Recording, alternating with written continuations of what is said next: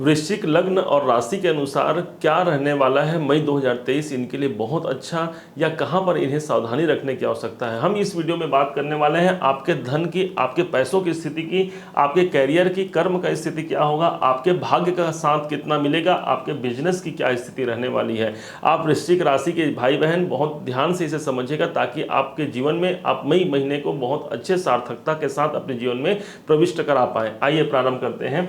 वृश्चिक राशि के जो 8 नंबर लिखा है, इसके स्वामी ही, लग्न के स्वामी ही हो गए हैं मंगलदेव। मंगलदेव इस टाइम पर अभी अष्टम में चल रहे हैं। भाई लग्नेश का अष्टम में जाना कैसा होगा, तो लग्नेश का अष्टम में जाना एक प्रकार से कोई बहुत अच्छा योग नहीं मानेंगे, परंतु घबराने की बात नहीं है। यह योग रहेगा मात्र 10 मई तक। 10 मई तक ये मंगल जो है अपने आपके अष्टम भाव में चल रहे हैं। ठीक 10 मई के बाद ये आपके नवम भाव पर आ जाएंगे। नवम भाव पर आकर के मंगलदेव सिर्फ और सिर्फ आपके भाग्य उन्नति की बात करेंगे, क्योंकि माना जाता है कि लग्नेश त्रिकोण का स्वामी यदि त्रिकोण भाव पर उपस्थित हो तो उसे बहुत अच्छा राजयोग की संज्ञा दी गई है। तो इसलिए 10 मई के बाद आपके भाग्योन्नति में आपको ग्रोथ देखने को मिल सकता है। यही नहीं, साथ में आपके पिता का सपोर्ट भी इस टाइम पर मिलेगा, उच्चाधिकारियों का सपोर्ट मिलेगा, आप कोई विशेष परिवर्तन कर सकते हैं। मंगल जैसा इंपॉर्टेंट ग्रह जो आपके लग्नेश है, इससे आपको कहां ले गया, आध्यात्मिकता की ओर ले गया। तो आध्यात्मिक क्षेत्र में आध्यात्मिक उन्नति के दृष्टिकोण से इस मंगल के ट्रांजिट को बहुत अनुकूल मानेंगे। यही नहीं, यही वो स्थान है जो आपको धार्मिक यात्राओं की ओर भी ले जा सकता है। इसलिए 10 मई के बाद बहुत ज्यादा संभावना है कि आप धार्मिक यात्रा या विदेश तक की यात्रा के लिए यहां पर मंगल होगा, क्योंकि मंगल जब यहां पर आएंगे तो यहां पर चतुर्थ दृष्टि 1 2 3 4 चतुर्थ दृष्टि विदेश भाव को देखेंगे, फॉरेन को। तो बहुत ज्यादा संभावना है जो फॉरेन विदेश में जो बसना चाहते हैं या जिनका कार्य व्यवसाय विदेश से संबंधित है, वो वहां से लाभ प्राप्त कर सकते हैं। अब हम समझते हैं आपके आर्थिक स्थिति की, कि वास्तव में मई 2023 में आपकी आर्थिक स्थिति पूरे 1 महीने कैसे रहने वाली है। ध्यान से समझिएगा। यहां 9 नंबर लिखा है। 9 नंबर माने मेष, वृष, मिथुन, कर्क, सिंह, कन्या, तुला, वृश्चिक, धनु। धनु के स्वामी हो जाते हैं गुरुदेव। और बृहस्पति देव दो बहुत इंपॉर्टेंट आपके हाउस के स्वामी हैं। एक तो आपके धन भाव के स्वामी हैं और दूसरे आपके पंचम भाव के स्वामी हैं, जो आपके कामनाओं की पूर्ति के लिए गुरुदेव इस भाव के स्वामी बने हैं। परंतु गुरुदेव की स्थिति कहां है, तो गुरुदेव अभी वर्तमान में, ठीक अभी कुछ समय पहले 21 अप्रैल से ये आपके आ गए हैं कहां पर, अष्टम छठे भाव पर। छठे भाव पर भाई धन के स्वामी यदि छठे भाव पर आ रहे हैं, पंचम के स्वामी यदि छठे भाव पर आ रहे हैं, तो रिजल्ट क्या होगा, रिजल्ट सिर्फ इतना होगा, ये धन है, ये प्राप्ति है, धन प्राप्ति, सिर्फ इतना ही आप लीजिए और बाकी कुछ देखने की आवश्यकता नहीं है। ये धन भाव है, ये प्राप्ति भाव है, धन प्राप्ति कराएंगे।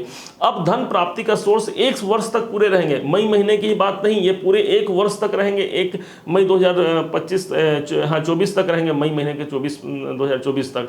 तो इस समय तक ये धन प्राप्ति का सोर्स बनाएंगे। परंतु ध्यान कहाँ देना है, ध्यान इस बात पर देना है, रोग ऋण शत्रुओं के, आपके पैसे आपके रोग पर जा सकते हैं। तो इसलिए स्वास्थ्य पर बहुत ज्यादा ध्यान देने की आवश्यकता यहां पर बन जाती है।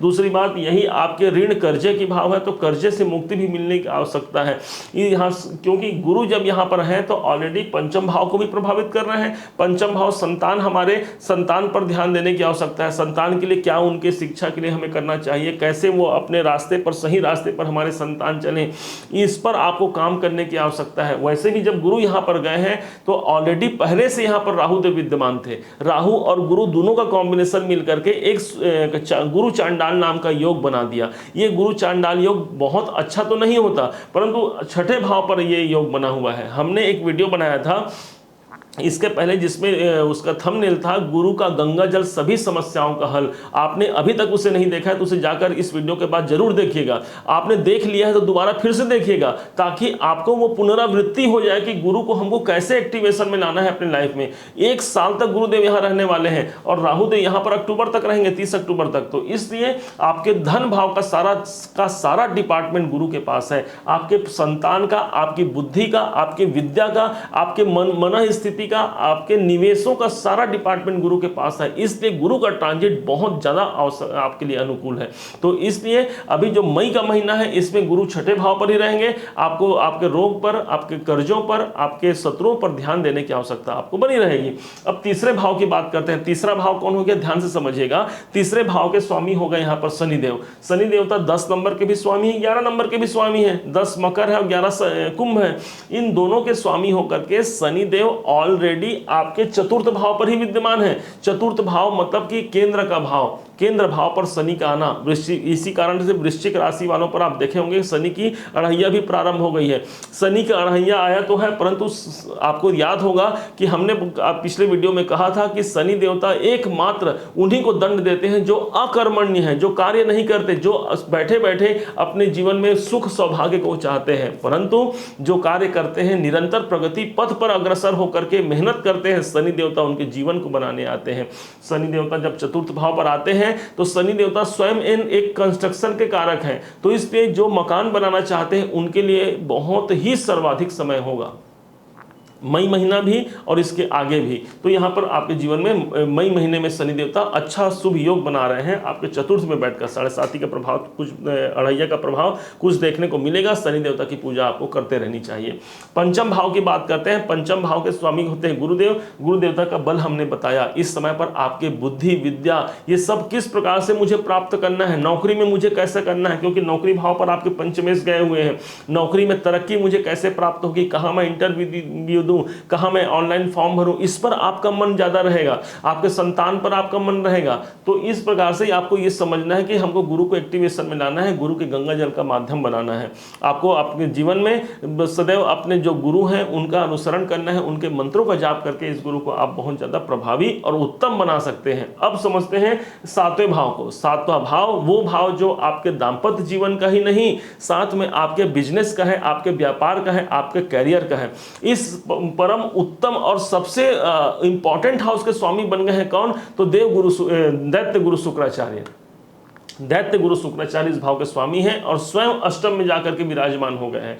ध्यान कहाँ रखना है, तो ध्यान रखना है अपने जीवन साथी पर। दाम्पत्य जीवन में यहाँ पर 1 महीने तक रहेंगे। ये शुक्र कब से आए हैं, तो 2 मई से लेकर के 30 मई तक ये रहेंगे। मतलब मोटी मोटा पूरे 1 महीने, मई महीने भर सबसे ज्यादा जो आपको प्रभाव मिलने वाला है वो इन्हीं शुक्राचार्य का मिलने वाला है। शुक्र आपके सप्तमेश भी हैं, आपके द्वादशेश भी हैं। इसलिए सप्तमेश होने के कारण दाम्पत्य जीवन में आपको सतर्कता रखनी चाहिए, आपसी तनाव ना बढ़े, इसका आपको ध्यान रखना होगा। दूसरा, व्यापार का स्वामी है, तो व्यापार भाव का स्वामी यदि अष्टम में जाए तो व्यापार में परिवर्तन का संभावना बन सकता है।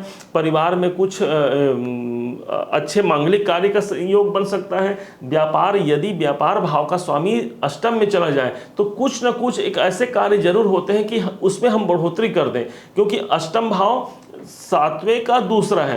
तो हमें क्या होगा, हम अपने दाम्पत्य में अपने जीवन साथी के लिए और अपने व्यापार के लिए कुछ पैसे हम लगाएंगे मतलब या तो जो जीवन साथी है उसके लिए कोई गिफ्ट देंगे, और अष्टम भाव व्यापार है तो व्यापार में कुछ पैसे लगेंगे, जिसका प्रतिफल आपको अच्छा और बहुत ही उन्नतिदायक माना जाएगा। अष्टम भाव में शुक्र आपके जीवन में परिवर्तन की बात करते हैं। बिजनेस में हो सकता है कहीं पर ग्रोथ की कमी है तो वहां पर ग्रोथ मिलने की संभावना ज्यादा बनने का योग बन जाता है। अब समझते हैं आपके भाग्य भाव को।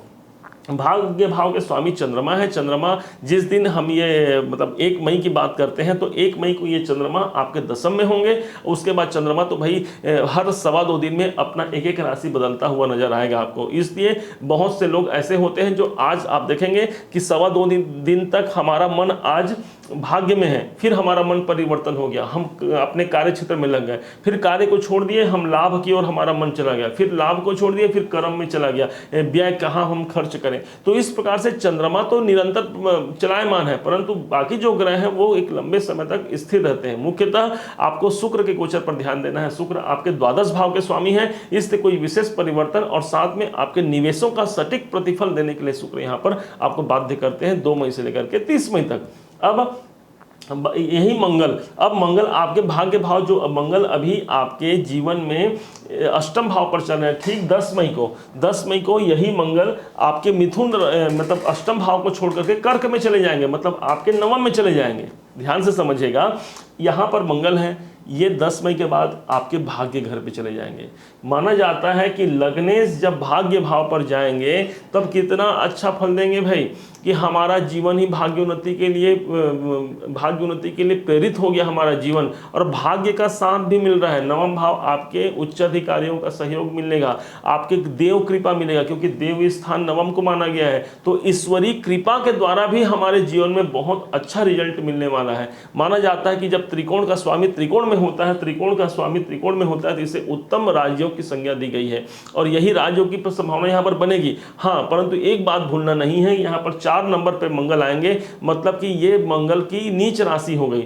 मंगल की नीच राशि है तो ये मानेंगे यहाँ पर कोई खराबी रिजल्ट नहीं देंगे, क्योंकि आपके लिए मंगल योग कारक है। फिर भी 4 नंबर कर्क राशि पर आकर के, ये चंद्रमा के घर पर आकर के आपके जो बहुत ज्यादा हमने उद्यम किया है, आप ये मानेंगे चंद्रमा कौन है तो जल तत्व है, मंगल कौन है अग्नि तत्व है, तो यदि जल में हम अग्नि डाल दें तो क्या होगा, वाष्प बन जाएगा या धुआं निकलेगा। तो उसी प्रकार से हो सकता है कि हमने बहुत सा कार्य किया, परंतु एक समय ऐसा दिख सकता है आपको, एक आध दिन इस महीने में ऐसा दिख सकता है जहां पर आपको आंख मलना पड़ जाए कि धुआं पड़ जाए। धुआं पड़ जाए का तात्पर्य यही कि हमारे मनोनुकूल कार्य न हो, परंतु इससे विचलित नहीं होना है। आपके लगन के स्वामी भाग्य में आए हैं, किसी न किसी रूप से आपके भाग्योन्नति दिलाएंगे ही। किसी ऐसे इंसान का आशीर्वाद, किसी ऐसे इंसान का साथ आपके जीवन में बहुत ज़्यादा विकास की ओर आपको ले जा सकता है। अब बात करते हैं दसम भाव। दसम भाव काहे का, आपके जीवन में आपके करियर का, आपके कर्म का, आपके करियर क्षेत्र का, जिसके स्वामी बनते 5 मेष वृष मिथुन कर्क सिंह। सिंह के स्वामी हो गए सूर्य।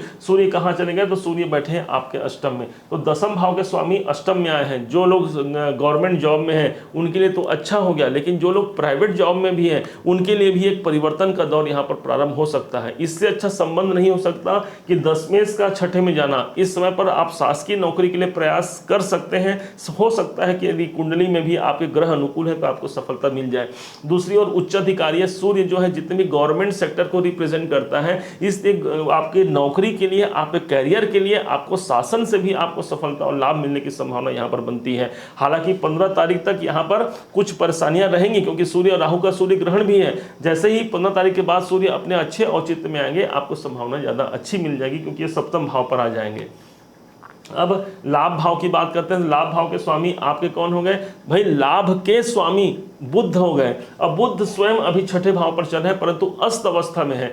ये ठीक 10 मई को ये बुध जो है वो उदय अवस्था में आ जाएंगे। उदय अवस्था में आने के साथ आपके नौकरी, आपके जॉब, आपके परेशानी, इन सब में कोई विशेष परिवर्तन का दौर प्रारंभ कर देंगे। वहां से भी आपको लाभ मिलना प्रारंभ हो जाएगा। सीधा समझिएगा, ये आपका रोग है, ये लाभ है। तो रोग लाभ, कर्जा लाभ, शत्रु लाभ, तो शत्रुओं से भी लाभ की स्थिति बन जाएगी। 7वें भाव की बात करते हैं। आपका व्यय कहाँ होगा तो व्यय स्थान का स्वामी शुक्र है, शुक्र अष्टम में है।